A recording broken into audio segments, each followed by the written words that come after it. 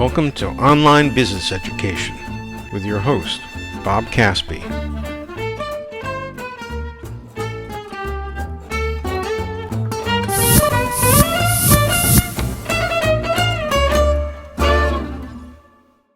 This episode is a small business survival guide for the COVID-19 pandemic and the changes that it has forced upon all of us.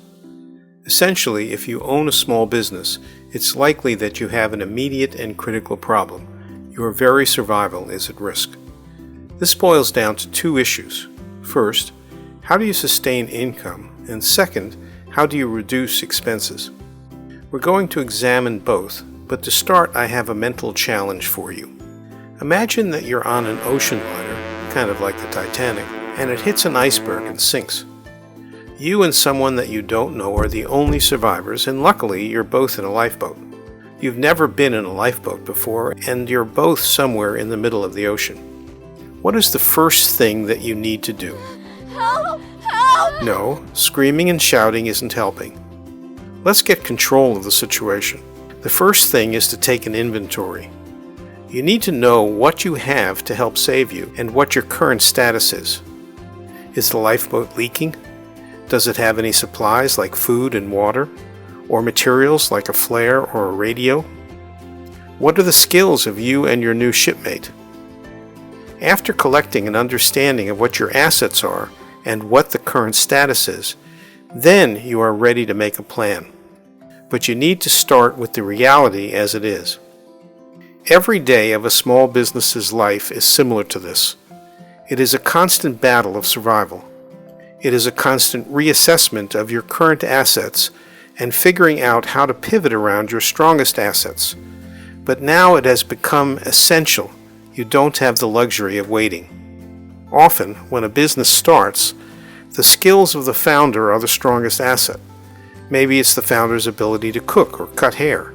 But once the business has been in existence for a while, possibly the most valuable current asset becomes the customer base, and maybe even one or two specific customers.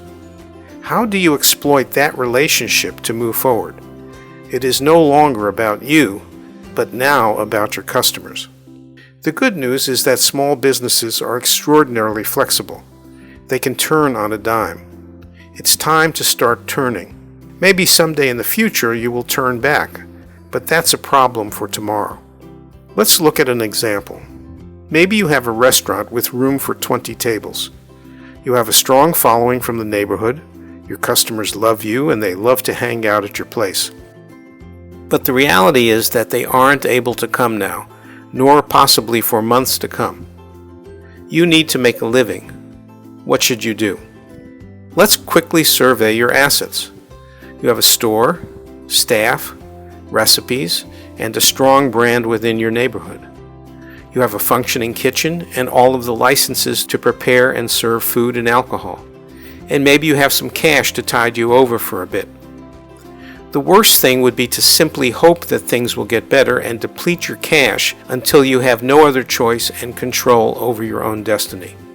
You need to act now. If things change, you will need to act again and again until you can stabilize for a while. You know that diners still need to eat, but that they can't leave their homes. Frankly, you have no use for your table area. What do diners want? Many of them want you to cook for them, bring it to their home, and in fact, they would like it if you also brought other things that they need, like supplies, especially toilet paper. Your table area can be converted into an extension of the kitchen and for inventory. You should likely change your menu to simplify it, make it better for delivery, and you should add frozen items to the menu. And you should also add other supplies that you can make a profit off of. If it's legal in your area, you can deliver wine and mark it up appreciably. It's all about what your customers want and are willing to pay for. Advertising can be online or by stuffing flyers into mailboxes of local residents. You need a plan and a management style to create a list of things to do, assign the list to your workers, and modify it as needed. It's a time for action. It's also important to understand that those who do not act quickly will lose market share to others that do. An alternative example might be a hair salon. It's likely going to be a long time before customers are comfortable collecting in your salon. An alternative plan might be to make your customers comfortable with you going to their homes. You can raise your prices for some and ensure their safety by showing them how you sterilize your equipment and sharing with them your positive antibody test that proves that you're not a current carrier. Make a plan. Start reaching out to your customers and find a testing lab. In both examples, you can also take a proactive role in controlling your expenses by reaching out to your landlord and renegotiating your rent, possibly by extending your lease term with increases later on that are offset by reductions now. You can also renegotiate your deal with your employees by making their wages variable and a function of the overall profit.